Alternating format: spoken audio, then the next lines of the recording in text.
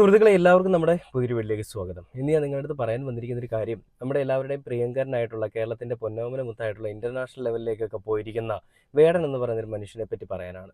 എന്താണ് സംഭവം എന്ന് ചോദിച്ചു കഴിഞ്ഞാൽ നമുക്ക് എല്ലാവർക്കും അറിയുന്ന ഒരു കാര്യം തന്നെയാണ്. അതായത് വേടന്റെ പരിപാടികളൊക്കെ ഇങ്ങനെ കത്തിക്കേറി പൊക്കോണ്ടിരിക്കുന്ന സമയങ്ങളിൽ വേടനെതിരെ കഞ്ചാവിന്റെ കേസ് വരുന്നു, പുലിപ്പല്ല് കൈവശം വെച്ചതിന് കേസ് വരുന്നു, വേടന്റെ അമ്മ ശ്രീലങ്കൻ വംശജയാണെന്നുള്ള പേരിൽ വരെ കേസുകൾ പോകുന്നു. അങ്ങനെ പല തലങ്ങളിൽ കൂടി വേടനെതിരെയുള്ള കേസുകൾ പോവുകയും അതിനെപ്പറ്റി എല്ലാം നമ്മൾ വ്യക്തമായിട്ട് സംസാരിച്ചിട്ടുള്ളതാണ്, അല്ലെങ്കിൽ വ്യക്തമായിട്ട് നമ്മൾ ചർച്ച ചെയ്തിട്ടുള്ളതാണ്. ആ കേസുകളൊക്കെ ഇന്ന് എവിടെ എത്തി നിൽക്കുന്നു എന്നുള്ള കാര്യങ്ങൾ വരെ നമ്മൾ സംസാരിച്ചിരുന്നു, അല്ലെങ്കിൽ നമ്മൾ ചർച്ച ചെയ്തിരുന്നു. അപ്പം അങ്ങനെ ഈ കഞ്ചാവും പുലിപ്പല്ലും എല്ലാം ഒരു സൈഡിലേക്ക് പോയി ഒന്നും ചെയ്യാൻ പറ്റുന്നില്ല എന്ന് മനസ്സിലായപ്പോൾ സംഘികൾ കണ്ടുപിടിച്ചൊരു മാർഗ്ഗമായിരുന്നു വേടനാൽ പീഡിപ്പിക്കപ്പെട്ട പെൺകുട്ടികളെ രംഗത്തേക്ക് കൊണ്ടുവരിക എന്നുള്ളത്. അങ്ങനെ അതിൽ യുവ ഡോക്ടർ എന്ന് പറയുന്ന ഒരു പെൺകുട്ടിയും അതേപോലെ തന്നെ ഗവേഷക വിദ്യാർത്ഥിയും അങ്ങനെ ഒരുപാട് ആളുകൾ ഈ ഒരു ലിസ്റ്റിൽ വീണ്ടും കണ്ടിന്യൂ ചെയ്ത് പോകുന്നുണ്ടായിരുന്നു. അങ്ങനെ 6ഓളം വരുന്ന പീഡന വിധേയരായിട്ടുള്ള അല്ലെ പീഡനത്തിന് അടിമയാക്കപ്പെട്ട ഒരു 6ഓളം വരുന്ന ആളുകളുണ്ടായിരുന്നു. എന്നാൽ കോടതി കേസ് വിളിക്കുന്ന സമയത്ത് കൃത്യമായിട്ടുള്ള തെളിവുകളുടെ അടിസ്ഥാനത്തിൽ കോടതിയിലേക്ക് എത്താനായിട്ട് പറ്റുന്നത് ഒരാൾക്ക് മാത്രമായിരുന്നു. ആ ഒരാളായിരുന്നു യുവ ഡോക്ടർ എന്ന് പറയുന്ന പെൺകുട്ടി, അല്ലെങ്കിൽ ഗവേഷക വിദ്യാർത്ഥി എന്ന് പറയുന്ന ആ പെൺകുട്ടി. ആ പെൺകുട്ടിയുടെ കയ്യിൽ വേടൻ പീഡിപ്പിക്കുന്നു എന്നുള്ളതിന്റെ തെളിവുകളുണ്ട്, വേടന് പൈസ കൊടുത്തതിന്റെ തെളിവുകളുണ്ട്, വേടനുമായിട്ട് ബന്ധത്തിലായിരുന്നു എന്നുള്ളതിന്റെ തെളിവുകളുണ്ട്. ആ തെളിവുകളൊക്കെ ഉള്ളത് കൊണ്ടാണ് ആള് ഈ പറയുന്ന കോടതിയിലേക്ക് പോയത്. എന്നാൽ ആ കേസ് ഇപ്പോൾ എവിടെ എത്തി നിൽക്കുന്നു എന്നുള്ളത് നമ്മൾ ചോദിച്ചു കഴിഞ്ഞാൽ ആ കേസ് എങ്ങും എത്തി നിൽക്കുന്നില്ല. കേസ് എന്തൊക്കെയോ ഇങ്ങനെ നടന്നുകൊണ്ടിരിക്കുകയാണ്, പക്ഷേ അതിന് വ്യക്തമായിട്ടുള്ള കാര്യങ്ങളൊന്നും നടക്കുന്നില്ല. അപ്പം അങ്ങനെ ഇരിക്കെ വേടനെ പറ്റി അറിയാമോ എന്ന് പല ആളുകളുടെ അടുത്തും ചോദിക്കുന്നതിന്റെ കൂട്ടത്തിൽ ജാസി ഗിഫ്റ്റിന്റെ അടുത്തും MG ശ്രീകുമാറിന്റെ അടുത്തുമൊക്കെ പല ഇന്റർവ്യൂ ചെയ്യുന്ന ആളുകളും ചോദിച്ചു. അപ്പം അന്ന് MG ശ്രീകുമാർ പറഞ്ഞത്, വേടനോ അതാരാ എനിക്കറിയില്ലല്ലോ എന്നാണ് പറഞ്ഞത്. ജാസി ഗിഫ്റ്റ് അതേസമയം പറഞ്ഞത്, വേടനെ പറ്റി ചോദിക്കുമ്പോൾ ഫോണും വിളിച്ചുകൊണ്ട് എഴുന്നേറ്റിട്ട്, ആ ചായയോ, ആ കാപ്പിയായോ, ആ അതാ വരുന്നു കേട്ടോ, ആ ഓക്കെ ഓക്കെ എന്ന് പറഞ്ഞിട്ട് ചിരിച്ചുകൊണ്ട് അവിടെ ഇരിക്കുകയാണ്. വേടൻ ആരാണെന്ന് പോലും അറിയാത്ത രീതിയിലുള്ള അഭിനയമായിരുന്നു അവർ കാണിച്ചുകൊണ്ടിരുന്നത്. എന്നാൽ ആ സമയത്ത് ഇവര് അറിഞ്ഞുകൊണ്ടാണോ വേടനെ അറിയില്ല എന്ന് പറഞ്ഞതെന്ന് നമ്മൾ ചോദിച്ചു കഴിഞ്ഞാൽ ഒരിക്കലും അറിയാതെയല്ല പറഞ്ഞതെന്ന് നമുക്ക് ഉറപ്പിച്ച് പറയാൻ സാധിക്കും. അറിഞ്ഞുകൊണ്ട് തന്നെ വേടനെ അറിയില്ല എന്ന് പറയാനായിട്ടുണ്ടായ കാരണം എന്താണെന്ന് ചോദിച്ചു കഴിഞ്ഞാൽ, ഇവരൊക്കെ വർഷങ്ങൾക്ക് മുൻപേ സിനിമാ മേഖലയിൽ, മലയാള സിനിമാ മേഖലയിലും മലയാള സംഗീത വേദികളിലുമൊക്കെ നിറഞ്ഞാടിക്കൊണ്ടിരിക്കുന്ന രണ്ട് വ്യക്തിത്വങ്ങളാണ്. അപ്പം അങ്ങനെ ജാസീഫ്റ്റിന് എന്നും ഒരു പാട്ടേ ഉള്ളൂ, MG ശ്രീകുമാറിന് എന്നും പല പല പാട്ടുകളാണ്. ഈ പറയുന്ന ഡിവോഷണൽ സോങ് അടക്കമുള്ള ഒരുപാട് സിനിമാ പാട്ടുകളുണ്ടെന്നുള്ളൊരു വ്യത്യാസം കൂടിയുണ്ട്. അപ്പം അങ്ങനെ MG ശ്രീകുമാർ ഇത് പാടുന്നു, ജാസീഫ്റ്റ് ഇത് പാടുന്നു. ഇന്നലെ വന്ന വേടൻ റാപ്പ് പാടി കേരളത്തിലുള്ള ജനങ്ങളെ മുഴുവനും കയ്യിലെടുക്കുന്നു. കേരളത്തിൽ മാത്രമല്ല ഇന്റർനാഷണൽ ലെവലിലേക്ക് വരെ വേടന്റെ പാട്ടുകളും വേടന്റെ പരിപാടികളും ഒക്കെ പോകുന്നു, വേടന്റെ ആരാധകർ കൂടുന്നു. അപ്പോൾ വർഷങ്ങൾക്ക് മുൻപേ ഈ പറയുന്ന നമ്മുടെ ഈ മേഖലകളിലൊക്കെ തിളങ്ങി നിൽക്കുന്ന, സിനിമയിലെ പിന്നണി ഗായകനായിട്ടും മുന്നണി ഗായകനായിട്ടും ഒക്കെ കത്തി നിൽക്കുന്ന ഈ രണ്ടു പേർക്കും ഇത് കാണുമ്പോൾ നല്ല വിമുഖത തോന്നില്ലേ? അങ്ങനെ തോന്നിയത് കൊണ്ട് തന്നെയും ആ സമയത്ത് കുറച്ച് എയറിലാവാൻ വേണ്ടിയിട്ടും രണ്ടുപേരും കൂടി പറഞ്ഞൊരു കാര്യം തന്നെയാണ് വേടനെ അറിയില്ല എന്നുള്ളതും വേടനെ അറിയാത്ത രീതിയിൽ അഭിനയിക്കുന്നത് എന്നുള്ളതും. അപ്പം അങ്ങനെ ചെയ്തപ്പോൾ ഇവർക്ക് കിട്ടിയെന്ന് പറഞ്ഞു കഴിഞ്ഞാൽ ഇവർക്ക് നല്ല രീതിയിലുള്ള സൈബർ ബുള്ളിങ് വന്നു. അങ്ങനെ സൈബർ ബുള്ളിങ് വന്ന സമയത്ത് പിന്നീട് മാപ്പപേക്ഷ നടത്തുന്നു. ആ മാപ്പപേക്ഷ നടത്തിയതിന് ശേഷം പിന്നീട് ഇവരെല്ലാം ഇപ്പോൾ നല്ല രീതിയിൽ പരിപാടികളൊക്കെ ചെയ്തു പോകുന്നു. അതായിരുന്നു അവരുടെ സ്ട്രാറ്റജി, അല്ല ഇതായിരുന്നു അവരുടെ ലക്ഷ്യം. അത് അതുപോലെ തന്നെ നടക്കുകയും ചെയ്തു എന്നുള്ളൊരു വസ്തുതയാണ്. ഇപ്പോൾ ജാസീഫ്റ്റിന്റെ കാര്യം അവിടെ നിൽക്കട്ടെ. ജാസീഫ്റ്റിന് എന്നും ഒരു പാട്ടേ ഉള്ളൂ. ആ പാട്ടും പാടി വസു വസ ലജ്ജാവതി എന്നൊക്കെ പറഞ്ഞുകൊണ്ട് നടക്കുകയാണ്. പക്ഷെ എന്നും ഒരു ഓളം സൃഷ്ടിക്കാൻ ആ പാട്ടിന് സാധിക്കുന്നുണ്ട്. MG ശ്രീകുമാറിന്റെ കാര്യം പറയുകയാണെന്നുണ്ടെങ്കിൽ, MG ശ്രീകുമാർ ഇപ്പോൾ വേടൻ എന്താണ് ചെയ്യുന്നത് അതിനേക്കാളൊക്കെ അപ്പുറത്തേക്ക് MG ശ്രീകുമാറിന്റെ പാട്ടുകൾ കയറി പൊക്കൊണ്ടിരിക്കുകയാണ്. അതായത് MG ശ്രീകുമാർ പാടുന്നത് അയ്യപ്പന്റെ പാട്ടുകളും അതേപോലെ തന്നെ സിനിമയിലുള്ള പഴയ പാട്ടുകളും വേൽമുരുക ഇതൊക്കെയാണ്. അതൊക്കെ ഒറിജിനൽ സൗണ്ടിൽ കൂടി കേൾക്കുമ്പോൾ എല്ലാ ആളുകൾക്കും കേൾക്കുമ്പോൾ ഒരു ഇമ്പവും അതേപോലെ തന്നെ ആഘോഷവും സന്തോഷവും ഒക്കെ അവരുടെ മനസ്സിലൊക്കെ തോന്നാറുണ്ട്.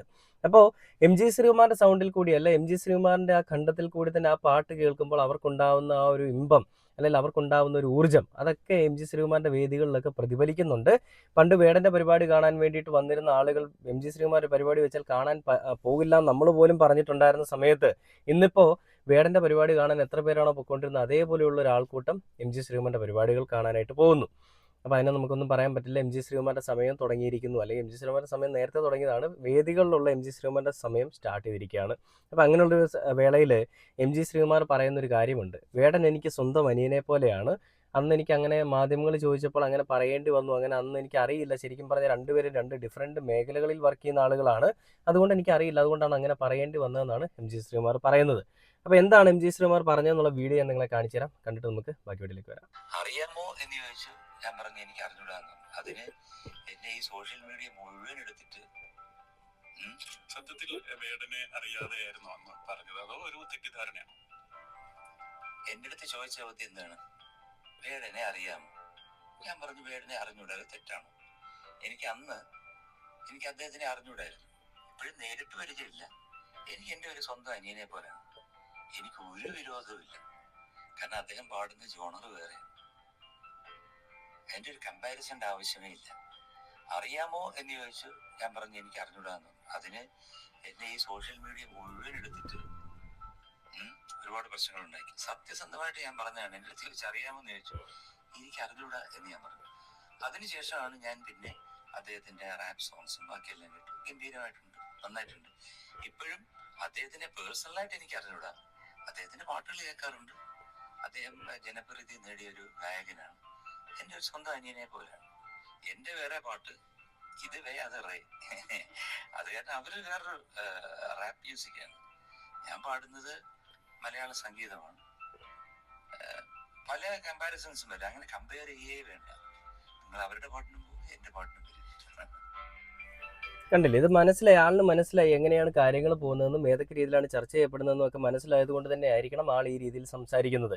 അപ്പോൾ അന്ന് എനിക്ക് വേടനെ അറിയില്ല, ഇന്നും എനിക്ക് വേടനെ പേഴ്സണലി അറിയില്ല. പക്ഷേ ഈ സംഭവത്തിന് ശേഷം ഞാൻ വേടനെ പറ്റി കൂടുതലായിട്ട് കേട്ടു, വേടൻ്റെ പാട്ടുകൾ കേട്ടു. നല്ല പാട്ടുകളാണ്, നല്ല ഗായകൻ തന്നെയാണെന്നുള്ളൊരു കാര്യം എം ജി ശ്രീകുമാർ അവിടെ അംഗീകരിക്കുകയാണ്. എന്തേ ഈ സംഭവങ്ങൾ വേടൻ്റെ പാട്ടുകൾ മാത്രമല്ല, വേടനെതിരെയുള്ള കേസുകളും വേടനെതിരെയുള്ള പല ആരോപണങ്ങളും പ്രത്യാരോപണങ്ങളും എല്ലാം ഇങ്ങനെ നല്ല രീതിയിൽ കയറി നിൽക്കുന്ന സമയത്താണ് ഈ വേടനെ പറ്റി എം ജി ശ്രീകുമാറിൻ്റെ അടുത്ത് ചോദിക്കുന്നത്. ആ സമയത്തൊന്നും വേടനെ പറ്റി കേട്ടിട്ടുമില്ല, വേടനെ പറ്റി അറിയത്തുമില്ല, വേടനെ പാട്ടും കേട്ടിട്ടില്ല, വേടൻ ആരാണെന്ന് പോലും അറിയില്ല എന്ന് പറയുന്ന എം ജി ശ്രീകുമാർ ആ ഒരു മെഴുകലിനോട് ഞാൻ യോജിക്കുന്നില്ല. എം ജി ശ്രീകുമാർ നല്ലൊരു കലാകാരൻ തന്നെയാണ്, നല്ലൊരു പാട്ടുകാരൻ തന്നെയാണ്. എം ജി ശ്രീകുമാറിന് പകരം വെക്കാനായിട്ട് വേറെ ആരുമില്ല എന്നുള്ളൊരു കാര്യത്തിൽ എനിക്കൊരു സംശയമില്ല. പക്ഷേ ഇങ്ങനെയുള്ള ഈ ഒരു ചിന്താഗതി, ഒരു കലാകാരൻ ഒരിക്കലും മറ്റൊരു കലാകാരനെ കുറ്റം പറയില്ല. അങ്ങനെ കുറ്റം പറയുന്ന ഒരാൾ ശരിക്കും ഒരു കറ കളഞ്ഞൊരു കലാകാരനല്ല എന്നുള്ളൊരു കാര്യത്തിൽ എനിക്ക് പൂർണ്ണമായിട്ട് ഉറപ്പുണ്ട്. അതെങ്ങനെ പറയാൻ സാധിക്കുന്നു നിങ്ങൾ ചോദിച്ചു കഴിഞ്ഞാൽ, ഞാനും ഒരു 6-7 വർഷം വേദികളൊക്കെ ആയിട്ട് ഇങ്ങനെ പരിപാടികളൊക്കെ ആയിട്ട് പോയിട്ടുള്ള ഒരാളാണ്. മിമിക്രി ആയിരുന്നു എൻ്റെ പ്രൊഫഷൻ. അങ്ങനെ ചെയ്തുകൊണ്ട് പൊയ്ക്കൊണ്ടിരുന്നതാണ്. പിന്നീട് അതിന് ശേഷമാണ് ജോലിയിലേക്കൊക്കെ മാറിയത്. അപ്പോൾ അങ്ങനെയുള്ളത് കൊണ്ട് തന്നെ നമ്മൾ ആരെയും ഒരാളെയും കുറ്റം പറയാറില്ല. അവരുടെ ഭാഗത്ത് കുറ്റമുണ്ടെന്നുണ്ടെങ്കിൽ നമ്മൾ മാറ്റി നിർത്തി അവരോട് സംസാരിക്കും. എൻ്റെ ഭാഗത്ത് കുറ്റമുള്ളപ്പോൾ എൻ്റെ അടുത്തും പല ആളുകളും മാറ്റി നിർത്തി ഇടാൻ മോനെ ഇങ്ങനെയാണ്, അങ്ങനെ ശരിയായില്ല, അത് ചെയ്യണം എന്നേ പറഞ്ഞിട്ടുള്ളൂ. അല്ലാതെ മാറ്റി നിർത്തി കുടുംബശ്രീ പെണ്ണുങ്ങൾ പറയുന്നത് പോലെ എനിക്കിവനെ അറിയില്ല, ഇവൻ്റെ പരിപാടി കൊള്ളൂല എന്ന് പറയുന്ന ആ ഒരു പ്രവണതയൊന്നും കലാകാരന്മാർക്കിടയിലില്ല. അങ്ങനെ ഉണ്ടെന്നുണ്ടെങ്കിൽ നല്ലൊരു കലാകാരനല്ല എന്നുള്ളൊരു വസ്തുതയാണ്. ഇത് മാത്രവുമല്ല, കഴിഞ്ഞ ദിവസം വേറൊരു വീഡിയോ കാണാനിടയുണ്ട്. ആ വീഡിയോയും കൂടെ നിങ്ങളെ ഒന്ന് കാണിക്കണം. അതായത് മധു ബാലകൃഷ്ണൻ എന്ന് പറയുന്ന നല്ലൊരു കലാകാരൻ, നല്ലൊരു ഗായകൻ, ഭാവഗായകൻ, അല്ലെങ്കിൽ ഏത് ഭാവങ്ങളാണെന്നുണ്ടെങ്കിൽ ഏത് പാട്ടെടുത്ത് പാടിയാലും തൻ്റെ ആ സ്വരശൈലി കൊണ്ട്, തൻ്റെ ആ സ്വരസിദ്ധത കൊണ്ടൊക്കെ, സ്വരസിദ്ധി കൊണ്ടൊക്കെ അദ്ദേഹം ആ പാട്ടിനെയൊക്കെ വേറെ തലങ്ങളിലേക്കൊക്കെയാണ് കൊണ്ടുപോകുന്നത്. ഒരു ശ്ലോകം പാടിയാൽ പോലും നമുക്കറിയാം, നമ്മൾ കേട്ടിരിക്കുന്നവരിങ്ങനെ കേട്ട് തന്നെ ഇരിക്കും, ഇങ്ങനെ മുഴുകിയിരുന്നു പോകും ആ പാട്ടിൽ, അല്ലെ ആ ശ്ലോകത്തിൽ. കാരണം അങ്ങനത്തെ ഒരു ശബ്ദമാണ് അദ്ദേഹത്തിൻ്റെത്. അദ്ദേഹം വേടനെ ചേർത്ത് നിർത്തിക്കൊണ്ട് ഒരു വേദിയിൽ ഒരുമിച്ച് പാടുന്നൊരു പാട്ടുണ്ട്. കുട്ടനാടൻ കായലിൽ നിന്ന് തുടങ്ങുന്നൊരു പാട്ടാണ്. വേടൻ പറയുന്നുണ്ട് എനിക്കിത് പാടാൻ പറ്റുമോ അറിയില്ല. അന്നേരം ഈ പറയുന്ന മധുബാലകൃഷ്ണൻ പറയുന്നത് കുഴപ്പമില്ലടാ, നീ ചെയ്തു നോക്ക് എന്നാണ് പറയുന്നത്. എന്നിട്ട് രണ്ടുപേരും കൂടി തകർത്ത് പാടുന്ന ഒരു പാട്ട് കൂടിയാണ്. അതുകൊണ്ട് നിങ്ങളൊന്ന് കാണണം. വളരെയധികം സന്തോഷം തരുന്നൊരു വീഡിയോ ആണ്. അത് കണ്ടിട്ട് നമുക്ക് ബാക്കി വീഡിയോയിലേക്ക് വരാം. പിന്നെ റെഡിയാവും, ഉറപ്പല്ലേ?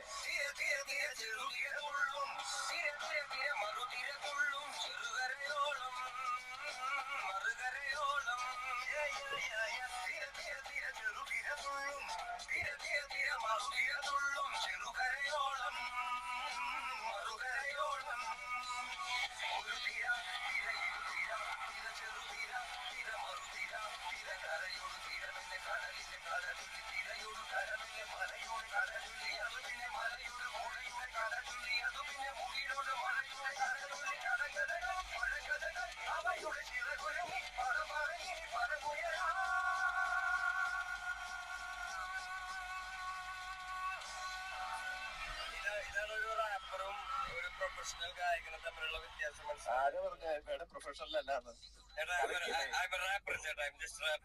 എനിക്കും വേടനെ പോലെ റാപ്പ് ചെയ്താൽ കൊള്ളൊന്നുമില്ല, ആഗ്രഹമുണ്ട്. എന്നെ പഠിപ്പിക്കോ? ഇതിൽ തന്നെ ഒരു വലിയ പോർഷൻ ഇപ്പോഴുള്ള പകുതി മുക്കാൽ റാപ്പേഴ്സിന് ഇതൊക്കെ ഓൾഡ് സ്കൂളാണ്. നമ്മള് ഔസേപ്പ് ബച്ചൻ സാർ തന്നെ അതൊക്കെ മുന്നേ ചെയ്തു വെച്ചിട്ടുണ്ട്. തീർച്ചയായിട്ടും. അതെ. അപ്പൊ അതൊന്നും നമ്മൾ അങ്ങോട്ട് പോകേണ്ട ആവശ്യമില്ല. അപ്പൊ ഇവരുടെയൊക്കെ ബ്ലെസ്സിങ് ഉള്ളത് കൊണ്ടാണ് നമ്മൾ ഇങ്ങനെ തന്നെ നിലനിൽക്കുന്നത്. ഇവരുടെയൊക്കെ പാട്ടുകൾ കേട്ടുകൊണ്ടാണ് നമുക്ക് ഇപ്പൊ നല്ല സംഗീതങ്ങൾ ഉണ്ടാക്കാനും കേൾക്കാനും ഒക്കെ പറ്റുന്നത്. കണ്ടില്ലേ, ചേർത്ത് പിടിച്ചുകൊണ്ട് വേടനെ തൻ്റെ കൂടെ നിർത്തിക്കൊണ്ട് പാടുന്ന ആ ഒരു മധു ബാലകൃഷ്ണനെയാണ് നമ്മൾ കാണുന്നത്. ഇതൊക്കെയാണ് ശരിക്കും ഒരു കലാകാരൻ. മധു ബാലകൃഷ്ണൻ തഴയപ്പെട്ടു പോയൊരു നല്ലൊരു കലാകാരനാണെന്നുള്ളൊരു കാര്യം നമുക്കറിയാം. എം ജി ശ്രീകുമാർ അടക്കമുള്ള ഈ പറയുന്ന യേശുദാസ് അടക്കമുള്ള ആളുകളൊക്കെ ഉള്ളപ്പോൾ ഈ മധു ബാലകൃഷ്ണൻ തഴയപ്പെട്ടതാണ്, അല്ലെ തഴഞ്ഞിട്ടിരിക്കുന്നതാണ്. അപ്പം അങ്ങനെയുള്ളൊരിടത്ത് മധു ബാലകൃഷ്ണൻ തൻ്റേതായിട്ടുള്ള ഒരു സ്വരശൈലി കൊണ്ട് അദ്ദേഹം കയറി വന്നുകൊണ്ടിരിക്കുകയാണ്. ഓരോ ദിവസം കഴിയുന്തോറും അദ്ദേഹം അതിനെല്ലാം ബ്രേക്ക് ചെയ്തുകൊണ്ട് കയറി വന്നുകൊണ്ടിരിക്കുകയാണ്. ഏതൊരു പാട്ടെടുത്ത് നോക്കിയാലും ആ പാട്ടുകൾക്കെല്ലാം ഒരു പുതുജീവൻ വെക്കാനായിട്ട് അല്ലെങ്കിൽ വെപ്പിക്കാനായിട്ട് മധു ബാലകൃഷ്ണൻ എന്ന് പറയുന്ന ഒരു മനുഷ്യന് സാധിച്ചിട്ടുണ്ട്. അതുകൊണ്ട് തന്നെയും അദ്ദേഹം നല്ലൊരു വ്യക്തിത്വമാണ്. അദ്ദേഹം നല്ല കാര്യങ്ങൾ ഒരുപാട് ചെയ്യുന്നൊരു മനുഷ്യൻ കൂടിയാണ്. വേടനെയും ചേർത്ത് പിടിച്ച് നിർത്തിയിരിക്കുന്ന ഒരു കാഴ്ച കൂടിയാണ് നമ്മൾ കാണുന്നത്. അത്രയും നല്ലൊരു മനുഷ്യൻ, അത്രയും നല്ലൊരു മനസ്സിൻ്റെ ഉടമയാണെങ്കിൽ മാത്രമേ അങ്ങനെ ചെയ്യാൻ സാധിക്കുകയുള്ളൂ. വേടൻ്റെ അടുത്ത് പറയുന്നുണ്ട്, വേടൻ നല്ലൊരു ഗായകനാണ്, പ്രൊഫഷണൽ അല്ല എന്നാരാണ് പറഞ്ഞത്. വേടൻ നല്ല ഗായകനാണ്, എനിക്കൊരു റാപ്പർ ആവാൻ ആഗ്രഹമുണ്ടെന്നാണ് അവിടെ പറയുന്നത്.